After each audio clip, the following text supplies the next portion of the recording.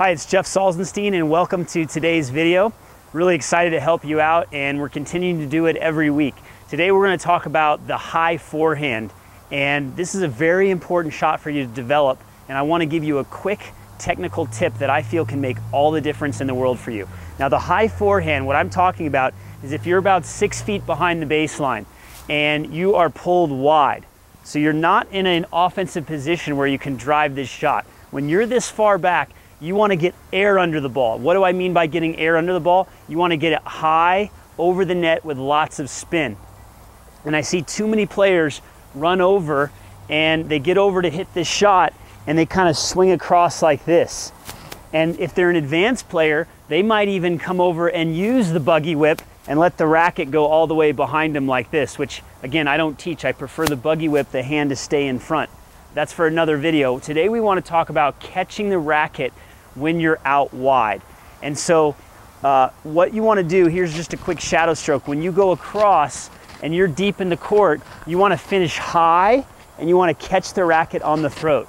I really like that as a solid fundamental. Of course you can run over and you can swing and finish over your shoulder like this, but I really like that feeling, that stability of finishing high and catching the racket like this.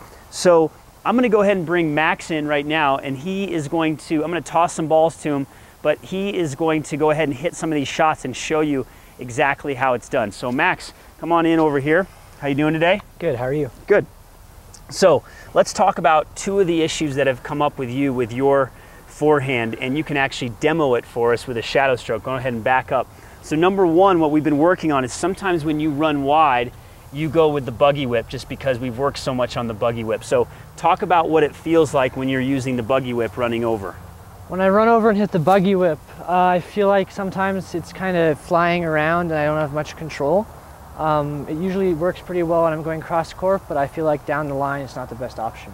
Sure. So you know to use the buggy whip, but sometimes maybe you don't get enough of the ball or it lands short.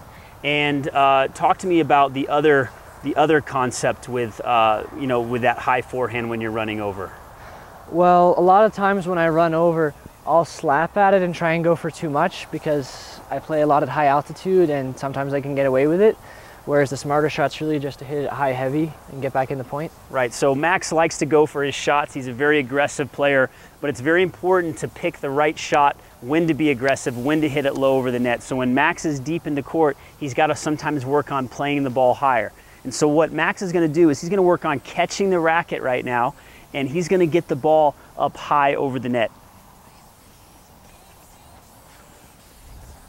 So he's wide, and he's a little bit off balance as he's running, so he really wants to make sure that he catches the racket and exaggerates. So hit that ball high over the net. So he's in a difficult position. He's wide, he's on defense, back up one more step, and he just needs to focus on catching. Freeze. So what you'll notice is that his hand is close to his throat, the throat of the racket, and I really like that instead of other versions of maybe go ahead and let go down here, or maybe like strangling himself over the shoulder. Now again, you can still do that, but I like to have this as the main fundamental. So that's really what I want you to work on doing. I want you to work on catching the racket. Go ahead and shadow it one more time. Catch the racket on the throat like this and get that ball high over the net. I really hope you received a ton of value from this lesson today so you can go take action on the court as soon as possible.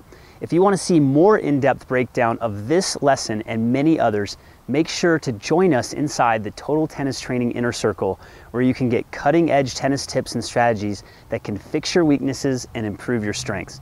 If you want to be a part of our growing online tennis community and get the best tennis lessons on the planet, go ahead and click the link below and we'll help you go to the next level with your tennis. I'm really excited to help you out, and thanks for taking the time to watch this lesson today.